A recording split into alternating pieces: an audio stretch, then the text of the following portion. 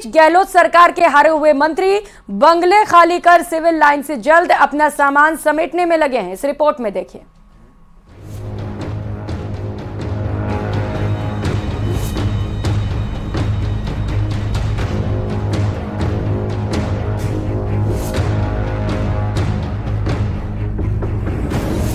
गहलोत सरकार के मंत्री भजनलाल जाटव के बंगले से सामान समेटा जा रहा है।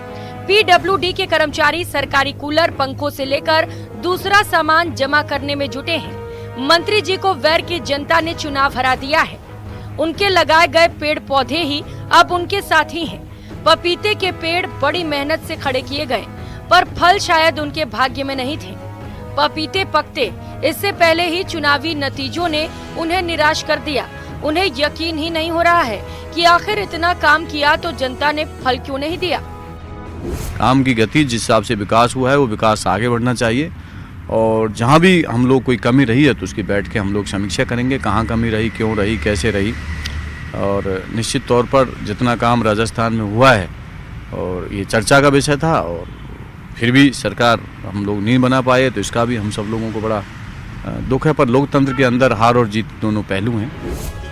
गहलोत सरकार के 17 मंत्री चुनाव हार गए। विधानसभा अध्यक्ष सीपी जोशी भी चुनाव नहीं जीत पाए। सिविल लाइंस में नेता प्रतिपक्ष को छोड़ किसी दूसरे कांग्रेसी विधायक को बंगला नहीं मिल सकता। इसीलिए सभी बंगलों को गहलोत सरकार के मंत्री खाली कराने में जुट गए हैं। नई सरकार के मंत्रियों के शपथ लेते ही उन्हें बंगले अलॉट हो जाएंगे। इसीलिए अब बंगलों में मंत्री जी एक एक दिन गुजार तो रहे हैं, पर भारी मन से। कईयों को तो हार अभी तक गले के नीचे से नहीं उतर पा रहा। सपने में भी जिन्हें हार नहीं दिखाई देती थी, उनकी करारी हार ने उनके दिल तोड़े हैं। रोज मीडिया में गरजने वाले मंत्रियों की दहाड़ में अब दर्द है, अफसोस के आंसू है। क्या बेहतर होती, हमने तो बहुत कुछ किया, सब कुछ अच्छा किया। इससे ज्यादा अच्छा क्या कर सकते हैं? हमारी जान देनी बाकी रह गई थी। इससे क्या करें आप बताइए? क्या नहीं किया? सब कुछ कर दिया। बीजेपी के पास करने के लिए कोई काम ही नहीं है। जो करना था वो सब हम कुछ कर सकते, सब कुछ हम कर चुके हैं। बीडी कल्ला ने ज्योतिषियों की सलाह पर हार से बचने के लिए बंगला छोड़ा, पर बंगले के छोड़ने के बाद भी जीत नसीब नहीं हो पाई। महेंद्र चौधरी, शाले मोहम्मद, उदयलाल अंजना, भंवर सिंह भाटी, गोविंद मेघवाल, विश्वेंद्र सिंह, राजेंद्र यादव, प्रमोद जैन भाया, ममता भूपेश, प्रसादी लाल मीणा, जाहिदा खान, रामलाल जाट, शकुंतला रावत चुनाव हार गयी। अब इन बंगलों को नए तरीके से सजाया संवारा जाएगा।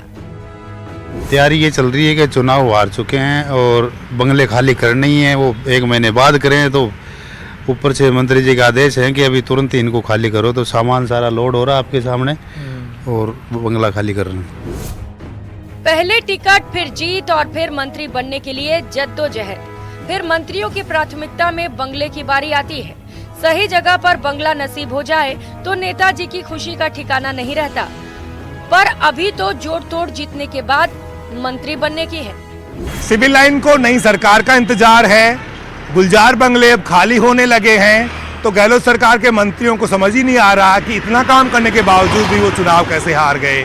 अब इन बंगलों में नए मंत्री कौन होंगे और कौन सिविल लाइंस में नया मुख्यमंत्री आएगा, ये देखना बाकी है।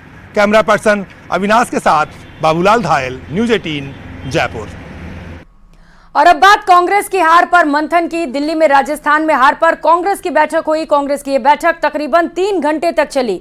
बैठक मल्लिकार्जुन खड़गे की अध्यक्षता में हुई। बैठक में अशोक गहलोत, प्रभारी रंधावा समेत कई बड़े नेता मौजूद रहे।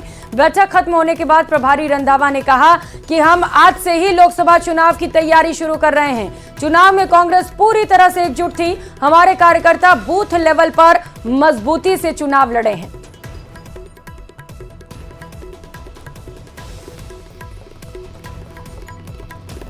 कैंडिडेट भी हैं जो 1500 से भी कम हैं, उनके सब के ऊपर चर्चा हुई। और साथ ही हमने आज से ही उनको बोल दिया है कि हम पार्लियामेंट की तैयारी करेंगे, और जहाँ जहाँ कोई हमें खामियाँ रहेगी, कमियाँ थी, उनको हम पूरा करके और एकजुट होकर इलेक्शन जो है लड़ेंगे। और पिछली जो इलेक्शन है वो भी आप देख रहे हैं कि पूरी कांग्रेस एकजुट थी और एक आवाज़ में पूरी कांग्रेस ने वहाँ इलेक्शन लड़ी। हमारा जो बूथ लेवल का या मंडल अध्यक्ष थे या दूसरे ब्लॉक प्रेसिडेंट, डिस्ट्रिक्ट प्रेसिडेंट, उन्होंने खूब काम किया कांग्रेस के वर्कर्स ने। उनके लिए उनको भी धन्यवाद मैं करता हूं। और जो हमारे लीडर्स साहबान हैं, इन्होंने भी आज कहा है कि जो पार्लियामेंट है उसका आज से ही तैयारी करनी चाहिए और हमें फाइट करनी है और लोगों को बताना है कि हम जीत।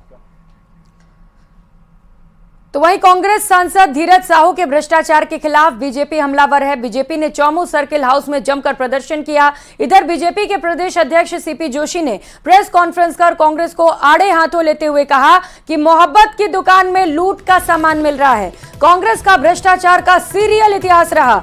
जांच एजेंसी काम करती है, इसीलिए इनके पेट में दर्द होता है। राजस्थान में भी यही हाल रहा है। जल जीवन मिशन, पेपर लीक योजना, भवन समेत सभी जगहों का यही हाल रहा।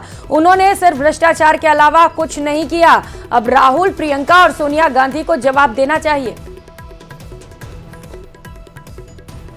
जांच एजेंसियां जब काम करती है तो इनको पेट में तकलीफ इसी बात की होती है कि हमने जो भ्रष्टाचार की आग में जो देश को डाला है इतने वर्षों से, आजादी से लेकर अब तक, उनका असली चेहरा अब जनता के सामने आ रहा है कि कौन ये वही व्यक्ति हैं जो राहुल गांधी जी के बहुत नजदीक के फोटो भी आप लोगों ने देखे हैं कि हर कार्यक्रम में वहां उनके साथ इर्द गिर्द दिखाई देते हैं। तो इसीलिए देश की जनता कहने लगी है कांग्रेस मतलब करप्शन की दुकान। और ये इसलिए कहा जाता है, इनको मोहब्बत सिर्फ पैसों से है, इनको मोहब्बत सिर्फ लूट से है। और इसीलिए इस मोहब्बत की दुकान में कितना बड़ा ढेर नोटों का आप सब लोगों ने, पूरे देश ने और आप ही लोगों के माध्यम से देश की जनता ने देखा है।